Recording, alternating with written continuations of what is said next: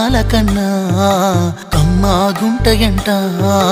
లేక లేక నేను ఫోను చేస్తేను హల్లో అన్నవంటే బెల్లం బువ్వ కన్నా తీయగుంటదంట ఎన్నడూ నాడు ఫోను చేసే బాగున్నావన్నవంటే ఏడాది ఎండల్లో ఉంటేనై మోస్తున్న నా బతుకు కష్టాలని